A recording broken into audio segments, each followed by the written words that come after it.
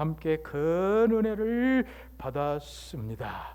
특별히 우리 호산나 찬양대 은혜의 능력 있는 찬양을 통하여 은혜를 받았습니다. 이 시간도 말씀 통하여 은혜 받고 이번 한 주간 세상 나가서 그리스도인으로서 분명히 승리하고 남은 생에 그리스도인으로서 분명히 승리하는 저 여러분들이 될 줄로 믿습니다.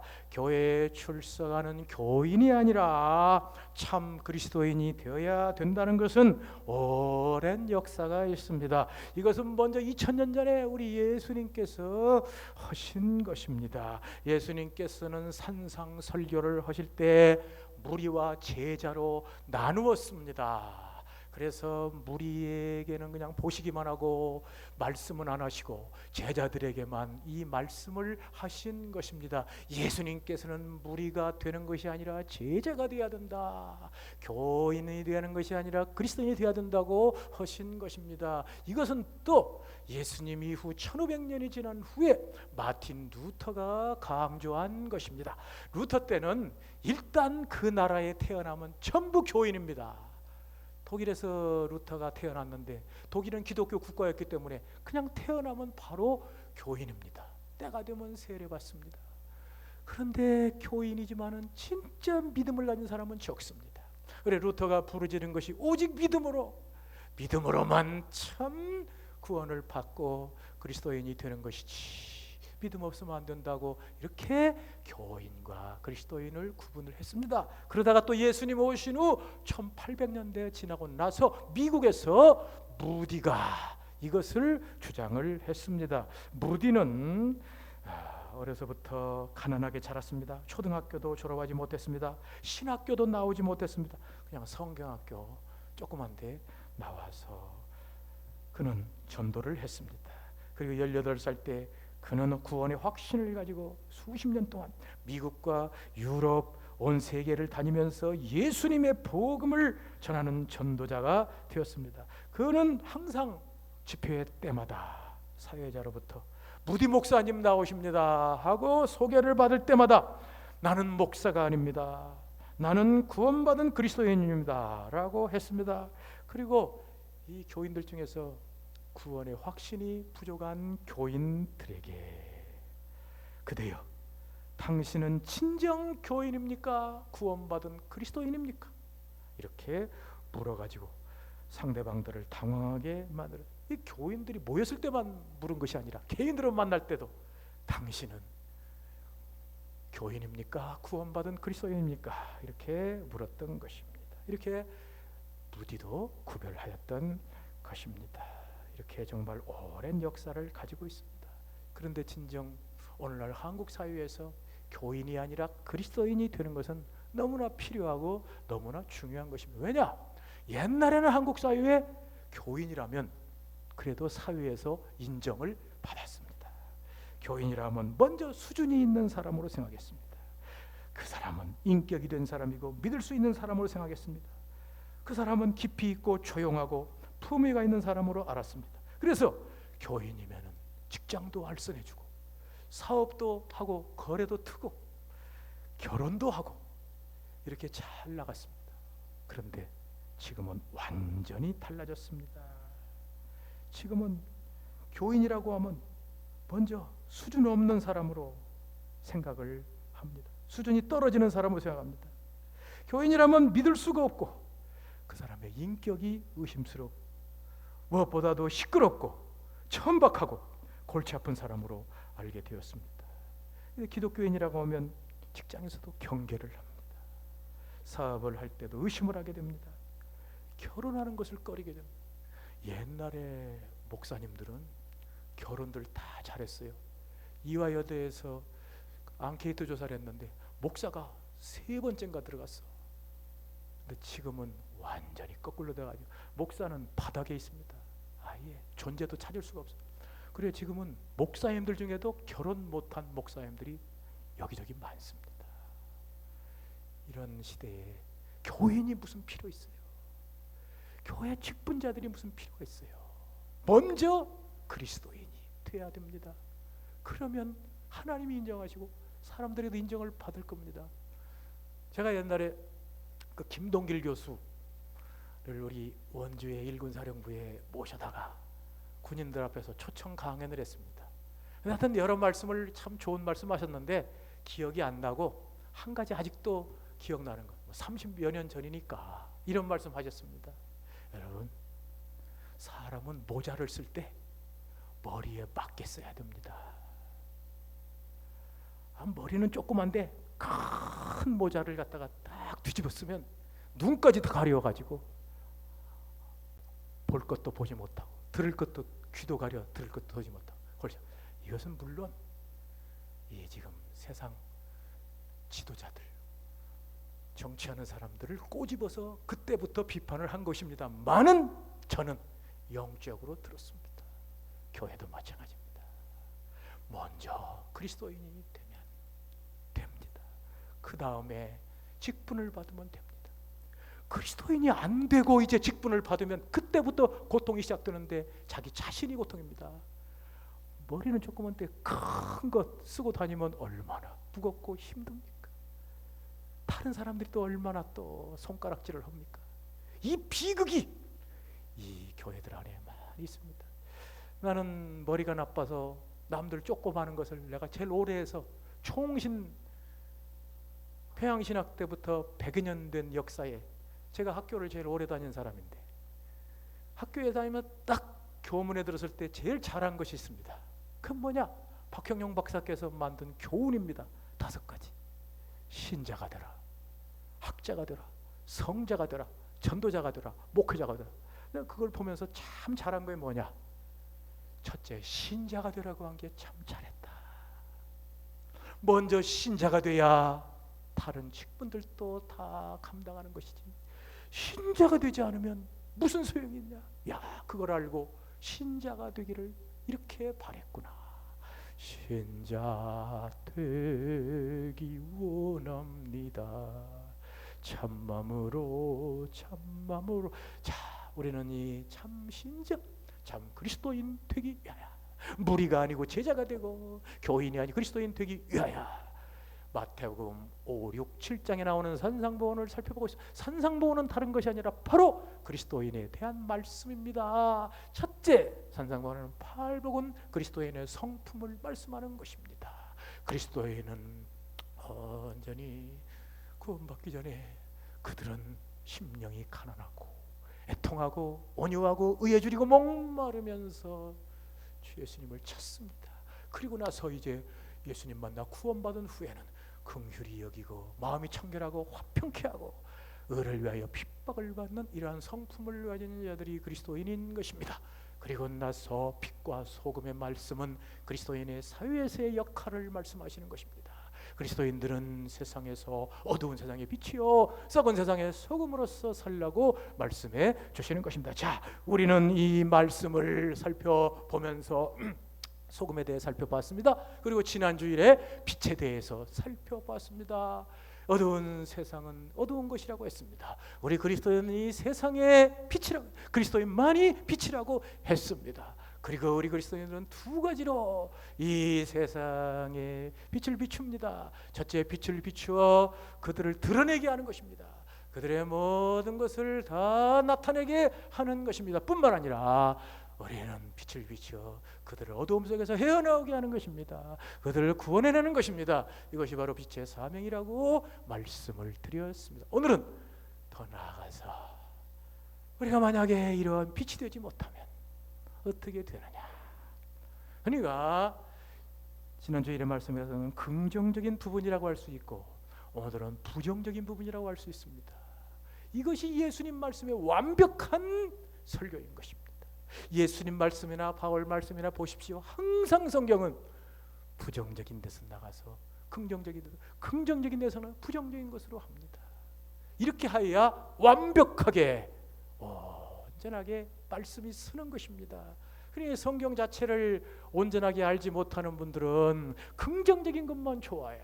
너희는 세상의 빛이라, 너희는 세상에서 비춘다, 너희는 드러나게 할 뿐만 아니라 헤어나오게 한다. 그냥 아멘 하는데 오늘 말씀에 너희가 만약에 빛을 못 비치면은 이렇게 될 것이다 그러면 저 목사는 은혜가 좀 적어, 저 목사님은 잘 나가다가 이렇게 또 항상 삼천포에 빠지거든.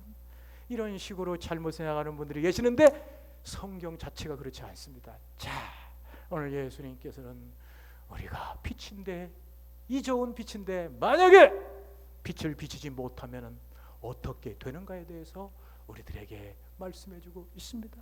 너희가 만약 빛을 비추지 못한다면 이것은 산 위에 세운 동네를 숨기려고 하는 우스꽝스러운 일이 될 것이다, 어리석은 일이 될 것이다고 말씀합니다. 너희는 세상의 빛이라 산 위에 세운 동네가 숨기우지 못할 것이요. 자, 산 위에 세운 동네가 얼마나 큽니까? 이 동네는 한 사람 사는 것이 아니라 여러 사람들이 모여 삽니다. 여러 집들이. 아니, 원래 이 예수님 말씀하신 산에 세운 동네는 도시입니다. 한 도시를 말하는 것입니다. 큰 도시. 이것을 너희가 숨기려는 것과 마찬가지다. 빛을 비추면은 너희들이 온전하지만은 빛을 비추지 않는 것은 산 위에 세운 동네를 숨기려고 하는 것처럼 어리석은 것이다. 빛을 비추는 사명을 잊어버리고 빛을 비추지 않는다는 것은 큰 동네를 숨기려는, 가리려는 어리석은 것이다. 자, 예수님 당시에 예수님 살고 있던 갈릴리 지방에는 큰 도시들이 많았습니다. 그중 하나 사페드라는 도시가 있었는데, 이 사페드는 예수님 활동하신 갈릴리 가버나움에서 19km 떨어진 것입니다. 지금 여기서 동두천도 안 떨어진 곳입니다. 양주 정도 되는 이런 도시인데, 그 도시는 얼마나 큰지 사방에서 다 보였습니다. 크니까 아주 이곳저곳 저곳에서 다 보이는 큰 도시예요. 해발 700m, 800m 이렇게 큰 도시예요. 그 도시에 있는 빛을 어떻게 숨기겠느냐. 우리나라로 말하면 강원도 평창에 해당될 것입니다. 강원도 평창은 제가 찾아보니까 그 도시가 해발 600m에 있는 도시입니다. 해발 600m 산 위에 도시가 형성되었습니다. 거기에 큰 도시가 형성된 것이 평창인데, 그 도시를 너희들이 숨기려는 거예요. 빛을 비추는 역할을 너희들이 않는다면 너희들은 마치 산 위에 세운 동네를 숨기는 것과 같은 이러한 우스꽝스럽고 어리석은 일을 하는 것과 마찬가지라고 말씀을 하는 것입니다. 과연 이것이 가능하겠습니까? 여러분, 여기 우리 교회 집 하나 이거 참 우리는 이게 문제예요. 이게 옥상 이거 안 만들어야 되는데, 이걸 만들어 가지고 100평을 잘 활용해 쓴다는 목적은 좋았는데, 이것 때문에 비가 새 가지고 우리 송 장로님이 이번에 그냥 걱정해 가지고, 근데 지금 저희가 좀 살짝 이게 지금 뭐가 이렇게 얼룩이 지금 졌는데, 내가 못 봤는데 여기서 보니까 보이네. 그래 가지고 뭐 염려 마십시오. 한 2주 전에 비누로 갖다 쳤습니다. 여기다 비누로, 바닥에다 비누를 깔았어요. 그런데 내가 이것도 생각할 때 당회 원들에, 이거 갓바로 그냥 딱 갖다가 그냥 씌우면 좋지 않나요? 목사님, 그거 보통 일 아닙니다. 깨달은 게 있어요. 이 집 하나도 숨기울 수가 없는데, 덮을 수가 없는데 도시를 어떻게 덮겠느냐는 것입니다. 이것이 어리석고 우스꽝스럽다.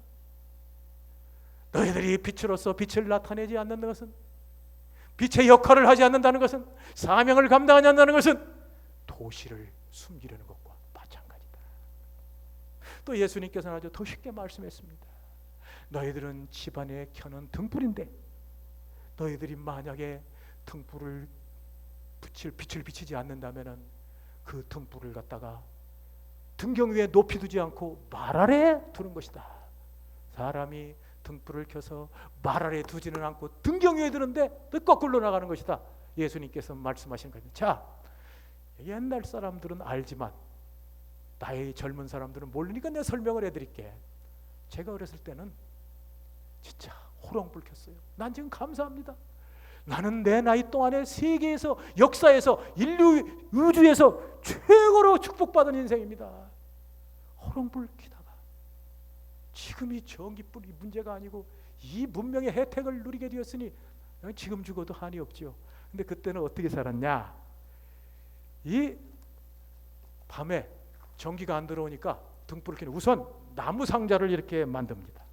나무 상자를 만들고 나무 상자 가운데에 되게 막대기를 딱 세워가지고 그 위에다가 딱 등잔 놓는 걸 만듭니다. 그 뭐야, 등경. 그 밑에 막대기 뭐냐, 말. 그러므로 예수님께서 말씀하시기를 말 아래 두지 않고 등경 위에 둔다는 것은 무슨 뜻이냐? 바닥에다가 등불을 갖다가 이 바닥에다가 나무 상자에다가 넣어두는 것이 아니라 등경 위에다가 놓는 것이라고 말씀하는 것입니다. 그런데 만약에 너희가 빛인데 빛을 비치지 않고 빛의 사명을 감당하지 않고 빛의 역할을 하지 않는다는 것은 빛을 갖다가 말 아래 두는 것과 마찬가지라. 그럼 어떻게 되냐? 쓸모없는 거예요. 아무짝에도 쓸모없는. 자, 빛은 무엇입니까? 빛의 기능은 다른 것이 아닙니다. 한 가지, 비치는 것입니다. 빛은 비춰야 됩니다. 그래야 빛입니다. 그것이 빛의 존재의 목적입니다. 존재 자체입니다. 존재의 의의입니다. 그 전부입니다. 그런데 그 빛이 아예 비치지 못하도록 나무 상자에 처박아 버리면 무엇을 말합니까? 그 빛은 가치가 없다. 가치가 없는, 쓸모없는 것이 되어 버리는 것이라는 것을 말씀하고 있는 것입니다. 예수님께서는 이미 소금에 대해서 이것을 말씀하셨습니다. 소금이 만약 짠맛을 내지 못하면 무엇에 유익하리요? 그 후에는 밖에 버리어 쓸데없어 밖에 버리어 사람에게 밟힐 뿐이라고 말씀을 했습니다. 소금의 기능은 무엇입니까? 딴 거 없어. 오직 한 가지, 짠맛을 내는 것입니다. 소금기를 내는 것입니다. 그런데 만약 소금이 짠맛을 내지 못하면 이렇게 무용지물, 쓸데없는 아무것도 아닌 존재가 되고 말 것이라는 거예요. 그런데 놀라운 것은 이 소금만이 가진 놀라운 특징입니다. 어떻게 예수님이 그 소금을 고르셨는지 기가 막혀요. 자, 이 꽃을 봅시다. 이 꽃은 살았을 때도 향기를 바랍니다. 아름답습니다. 그러나 꽃이 죽었다고 해서 쓸모없는 거 아닙니다. 무용지물 되는 것은 아닙니다. 이 꽃을 갖다가, 죽은 꽃을 갖다가 퇴비 무더기에 넣으면은 거름이 됩니다. 퇴비가 됩니다. 그래서 유용하게 사용이 됩니다. 다른 물건들도 마찬가지입니다. 다른 물건들도 1차 기능은 잃어버렸어도 2차 기능은 잃어버리지 않습니다. 반드시 물건들에게 쓸모가 있습니다. 그러나 소금은 보십시오. 소금은 만약에 맛을 내는 1차 기능을 잃어버리면 그 후에는 끝장입니다. 쓸모가 없습니다. 그러면 맛을 잃은 소금은 어떻게 해야 되느냐? 없애버려야 됩니다. 소금은 퇴비에 넣을 수도 없습니다. 한 가지 방법은 제거하는 것밖에 없습니다. 버려야 된다. 예수님 말씀. 그건 제거하고 버린 것밖에 남는 것이 없다. 이것이 빛에 있어서도 해당이 됩니다. 빛이 빛으로 비치지 못하면 모든 가치를 잃어버립니다. 빛은 비치는 것이 기능인데 이 기능 잃어버리면 빛은 아무것도 아닙니다. 빛은 아예 무용지물이 되어버리는 것입니다. 이것이 바로 우리 그리스도인들에게 해당된다고 예수님께서 말씀하시는 것입니다. 그리스도인이 그리스도인답게 되지 못하고 이름만 가진 그리스도인, 명목상의 그리스도인들이 된다면 바로 이렇게 된다는 것입니다. 이름만 가진 그리스도인은 아무 소용없는, 쓸모없는 존재에 불과하다는 것입니다. 완벽하게 무용지물, 완벽하게 쓸모없는, 정말 이 우주 안에 아예 찾아볼 수 없을 정도로 완벽하게 유일하게 쓸모없는 존재가 바로 그리스도입니다. 이것은 어떻게 방법을 써도 쓸 수 없는 존재가 되고 만다는 것입니다. 빛을 비치지 못하는 이름만의 그리스도인, 명목상의 그리스도인보다 철저하게 무용지물인 사람은 세상에 없습니다. 그리스도인 이름은 가졌으되 그리스도인으로서 자질을 가지지 못한 사람은 바로 이런 사람입니다. 바울이 이런 사람의 말을 말합니다. 경건의 모양은 있으되 경건의 능력은 잃어버린 자니. 모양만 가지고 있어요. 그리스도인으로서 이름만 가지고 모양만 가지고 있어요. 실제 그 속에 참된 믿음과 사랑과 확신과 담대함과 자유와 기쁨은 없어요. 이런 사람, 이름만 가진 그리스도인을 말씀하는 것입니다. 그들은 그리스도인 같으나 실제는 그리스도인이 아닙니다. 그리스도인들은 나타나고 싶어 합니다. 그러나 그리스도의 역할은 하지 않습니다. 그러나 그들은 교회에는 나옵니다. 그러나 진정 믿음을 가지고 살지는 않는 사람들입니다. 이러한 사람은 예수님 나오긴 하지만 예수님과 참 교제는 가지지 않습니다. 주 예수님, 내 마음에 오셔서 정말 예수님과 함께 살길 바랍니다. 주 예수님 내 마음에 오사 늘 기쁘게 하옵소서, 이렇게 하진 않습니다. 그는 예수님 믿으나 참 생명과 행복과 기쁨은 없는 사람들입니다. 한마디로 이름만 가진 사람, 명목적인 사람들. 자, 이런 그리스도인들은 한마디로 말해서 어떤 사람이냐? 예수님께도 버림당하고 세상에서도 버림당한 사람이다. 양쪽에 다 쓸모없는 사람이라 하는 것이 예수님의 말씀입니다. 그들은 빛도 아니요 아무것도 아닙니다. 한마디로 버림받은 사람입니다. 그들은 물론 자신들은 나는 세상 사람은 아니야, 나는 비그리스도인들 아니야, 나는 무신론자는 아니야, 나는 예수 믿는 사람이야, 난 그리스도인이야 라고 하지만 예수님께는 가지 않습니다. 그들은 그러므로 항상 이쪽에도 아니고 저쪽에도 아닙니다. 어디나 벽이 있습니다. 예수님께도 벽이 있어 못 갑니다. 세상에도 벽이 있어 못 갑니다. 이런 사람을 얼치기라고 그러지요.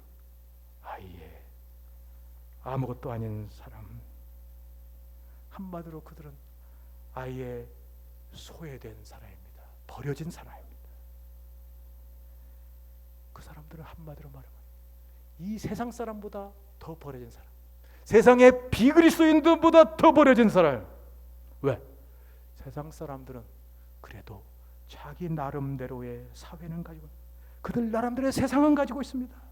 그 나름대로 그 세상을 가지고 자기의 취미를 가지고 자기의 목표를 가지고 생각을 가지고 삽니다. 그러나 이름뿐인 그리스도인은 예수를 딱 가지면 되는데 가지려고 해도 안 가지고 세상도 가지려고 해도 안 가지고, 이런 예수님 마태복음 25장에 이런 사람들의 설명을 하고 있습니다.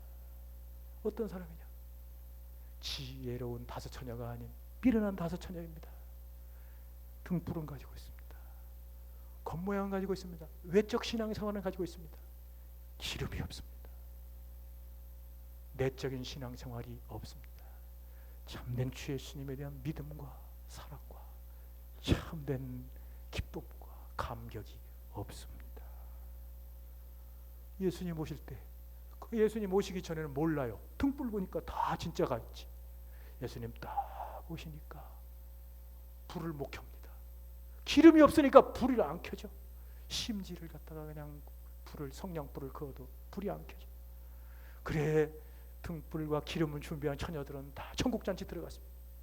이 사람들은 밖에 버리워서 잔치에 참여하지 쫓겨나는 슬피 울며 이를 갈는 일이 일어나게, 이 바로 명목상의 그리스도인들을 말씀하는 것입니다. 이렇게 비참한 일이 어디 있습니까? 이것이 바울이 말씀하는 믿음 없는 사람입니다. 고린도전서 15장에 보면 거기에 믿음 없는 사람, 부활의 믿음 없는 사람을 말씀하고 있는데, 정말 부활을 믿지 않는 사람들은 세상에서도 가장 불쌍한 사람이다. 아니, 예수님 믿어 우리 자신의 부활을 믿고 믿음으로 살면 행복한 사람인데, 믿음 없어서 부활도 못 믿는데, 세상처럼 그냥 살지도 못해. 먹을 것 먹고 놀 것 놀고 즐겁게 살지도 못해. 교회 나와 시간 뺏기고 이리저리 그냥 이리저리 이것도 아니고 저것도 아니고 세상에서 가장 불쌍한 존재들이라고 말씀하고 계시는 것입니다. 이것이 바로 예수님 말씀하신 빛으로서 빛을 나타내지 못하는 그리스도인, 말 아래에 갔다가 땅바닥에다 갔다가 버려지는 이러한 그리스도인이라고 말씀하시는 것입니다. 이것은 그리스도인 개인뿐 아니라 교회도 해당됩니다. 사실 여기에 14장에 산 위에 세운 동네라는 것은 교회를 말하는 것입니다. 왜 동네 아닙니까? 도시 아닙니까? 그러면 여기는 한 사람이 사는 것이 아닙니다. 여러 사람이 모여 삽니다. 여러 사람이 모여 활동을 하고 사업을 하고 사는 것입니다. 바로 교회입니다. 교회는 모든 예수 믿는 사람들이 모여서 그들이 하나가 됩니다. 하나의 공동체가 됩니다. 하나의 사회가 됩니다. 하나의 새로운 인류가 됩니다. 이렇게 해서 만든 것이 바로 교회입니다. 그런데 이 교회의 빛은 대단한 거죠. 산 위에 세운 동네의 빛을 말하는 것입니다. 제가 이 교회의 빛이 대단하다는 것을 내가 군목으로 있을 때 느꼈는데, 강원도에 한번 밤에 차를 타고 탁 가고 있는데, 한참 밤중에 가고 있는데 갑자기 이렇게 보니까 그 창밖으로 저 높은데 그냥 환한 빛이 막 비치는데 깜짝 놀랐어요. 난 천사가 강림한 줄 알았어요. 이야, 이런 일이 이상하다 해서 한참 이제 갔어요. 뭘까 해서 올라가고 하니까 딴 게 아니라 바로 강원도 평창입니다. 그 강원도 평창 올라가다가 이렇게 제가 그걸 본 것이지요. 거기서 바로 산에 세운 동네라는 걸 깨달았습니다. 교회의 빛이 얼마나 위대합니까? 그 찬란한 빛이 비치면 그 골짜기에서도 밑에서도 볼 수 있는 빛입니다. 그런데 만약에 교회가 그 빛을 미치지 못하면 그 교회는 쓸모없어 버리게 됩니다. 역사상에 보면은 정말 위대하고 아름다운 교회인데 쓸모없이 버린 교회가 많습니다. 북아프리카 그 위에 있는 교회, 그 옛날에는 가지고 대단한 교회들이 많이 있었습니다. 알렉산드리아, 알렉산드리아 그쪽에 그 대단한 교회 많았잖아요. 그런데 지금은 다 없었습니다. 한때 강력한 교회였습니다. 번창하던 교회였습니다. 그런데 빛을 잃고 그 교회는 사라져 버렸습니다. 오늘날 우리나라 교회를 이렇게 말하는 사람이 많습니다. 교회는 세력단체가 아닙니다. 증거단체. 이건 박윤선 박사 얘기예요. 교회는 세력단체가 아니고 증거단체다. 그건 뭐예요? 그냥 교회 그냥 재산 모으고 사람 모으고 힘을 키우고 선거 때 작용하고 투표 때 작용하고 정치 참 이런 존재가 아닙니다. 교회는 빛입니다. 소금입니다. 증거하는 것입니다. 예수님을 증거하는 것입니다. 예수님은 없고 생명 없고 세력만 남은 교회 어떻게 되겠습니까? 이런 일들이 있지 않도록 예수님은 우리에게 말씀하시는 것입니다. 너희들 온전히 빛을 비춰라. 소금으로 짠맛을 내라. 그러면 된다. 자, 예수님이 이렇게 엄청난 경고를 말씀하시는 이유가 있습니다. 왜? 예수 믿는 사람에게는 절대 이것이 어렵지 않습니다. 예수 믿는 사람들은 이미 다 되게 되어 있습니다. 쉽습니다. 왜? 예수님이 능력이기 때문입니다. 내가 알 대로 하면 됩니다. 주 예수님, 제가 주 예수님 믿습니다. 믿음 고백하면 99%가 이미 됩니다. 벌써 믿음 고백하면 성령님이 역사한 겁니다. 성령으로 말미암지 않고는 예수를 주로 시인할 수 없다 그랬는데 벌써 예수를 믿습니다 고백하면 성령이 역사하는 겁니다. 뿐만 아니라 주 예수는 믿음 고백하면 우리가 2000년 전에 저 로마의 콜로세움의 사자들의 밥이 되면서도 주 예수님을 고백한 성도들의 반열에 서는 겁니다. 초대교회 성도들의 위치에 서는 것입니다. 이러한 놀라운 능력으로 살게 되니 예수님의 이름 고백이, 믿음 고백이 얼마나 위대합니까? 그러므로 우리는 언제나 교회에서나 집에서나 회사에서나 학교에서나 지하철에서나 버스에서나 주 예수님 믿습니다. 벌써 믿음 고백하는 사람은 99%가 되죠. 그럼 어떻게 하냐? 그리고 나서 우리는 주 예수님 따라 살면 됩니다. 믿음 고백 예수님 하신 것처럼 예수님 세상에 오셔서 한 대로 그냥 그대로 따라 살면 됩니다. 우리는 빛으로 사는 것입니다. 교회도 마찬가지입니다. 교회도 쉽습니다. 딱 두 가지 하면 됩니다. 교회는 모여서 하나님을 예배하면 됩니다. 그리고 거룩하게 살면 됩니다. 하치 정치문답, 이 하치 박사가 1800년대 미국 사람인데 지금도 유명한 책입니다. 정치문답 조례. 그 책에 보면 그런 거 있습니다. 어떻게 하면 교회가 되느냐? 어떻게 하면 하나님의 교회가 되느냐? 하나님 백성들이 모여 하나님을 예배하고 거룩하게 살면 교회가 되느니라. 간단합니다. 늘 하나님 앞에 모여 예배를 드리고, 그러면 이미 99% 된 겁니다. 왜? 하나님 예배를 드리면 하나님이 은혜를 주십니다. 하나님이 함께 하시면 그냥 그대로 그냥 나가 세상에 살면은 거룩하게 되는 것입니다. 이렇게 살면 우리 개인도 빛이 되고, 교회도 산 위에 세운 동네가, 우리 개인은 집안에 있는 등불이 되고, 이 교회는 산 위에 세운 동네가 되어 빛을 발하며 능력 있게 살아 나갈 것입니다. 이렇게 능력 있게 살아나가는, 이럴 때 놀라운 역사가 나타나. 무슨 역사가 나타나요? 전도의 역사가 나타납니다. 이거 바로 16절에 예수님이 하신 말씀입니다. 이같이 너희 빛을 사람에게 비치게 하여 너희의 착한 행실을 보고 하늘에 계신 아버지께 영광 돌리게 하라. 그 말씀이에요. 우리 그리스도인이 나가서 그리스도인으로서 빛으로 살아갈 때 세상 사람이 묻습니다. 아니, 너희는 어디서 나왔는데 그렇게 잘하냐? 너희 아버지가 누구냐? 묻습니다. 그때 우리는 담대하게 하늘에 계신 하나님이 바로 우리 아버지다. 하늘에 계신 하나님이 우리 아버지다. 하나님을 믿자. 그렇게 되는 것입니다. 이것이 제가 새벽기도 목요일마다 기도하는 기도 제목. 나는 그 기도를 오랫동안 빼지 않고 이번 주도 기도했습니다. 새벽기도에 나오는 분들은 귀에 딱지가 박히게 여기 우리 박영수 장로님도 뭐 아주 그냥 구구절절 외울 것입니다. 주님, 이게 나는 왜 외적 선교, 내적인 선교를 후원. 외적 선교 뭐냐? 우리 교회가 국내 교회를 선교하고 캄보디아 해외 선교 협력하는 게 외적 선교예요. 그럼 내적 선교는 뭐냐? 우리 교인들이 빛과 소금이 되어 착한 행실을 통하여 이웃을 그리스도로 인도하여 하나님 영광을 주는 것입니다. 근데 주님, 외적 선교가 아니라 내적 선교도 이루어져. 우리 삼성의 교인들이 빛과 소금이 되어 착한 행실을 통하여 이웃을 그리스도로 인도하는 역사가 이루어지길 바랍니다. 나는 낙심하지 않습니다. 이 믿음, 어떻게 보면 오기지요. 여기서 내가 지금까지 사람들이 어쨌든지 간에 믿음을 가지고 예수님 이름이 믿습니다. 그러면 됩니다. 우리 모든 교인들이 드디어 빛과 소금이 되어 사는. 그런데 지혜로움이 필요합니다. 왜? 인생이 짧아요.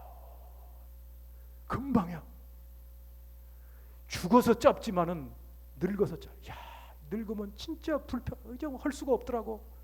내가 여기 아파트 동화 살 때는 그래도 젊은이들이 많은데 지금 저쪽에 신혼 아파트 사니까 우리 동네는 완전 노인네들이에요. 그냥 완전히. 아이고, 그냥 걸음도 못 걸어가지고 그냥 이렇게 허리도 못 펴가지고 그냥 이러고.